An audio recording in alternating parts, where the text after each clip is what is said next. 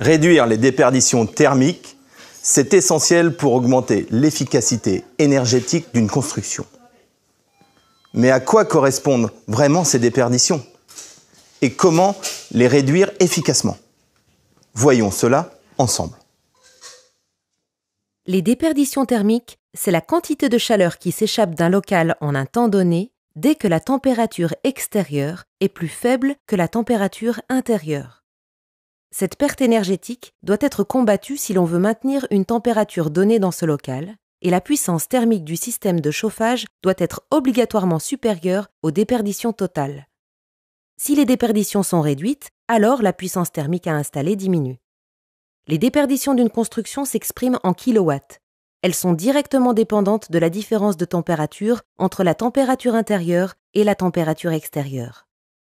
La température intérieure est conventionnellement prise à 19 degrés, mais peut être remplacée par la température de consigne choisie par les occupants. La température extérieure est une température conventionnelle appelée température extérieure de référence, qui dépend de la zone climatique et de l'altitude de la construction. Cette température correspond à la limite pour laquelle l'installation pourra garantir le maintien de la température intérieure. On distingue 3 types de déperditions: les déperditions par les surfaces, les déperditions par le renouvellement d'air et les déperditions par les ponts thermiques. Pour réduire les déperditions par les surfaces, il faut isoler les combles, les murs, les sols ou encore opter pour des fenêtres à fort pouvoir isolant.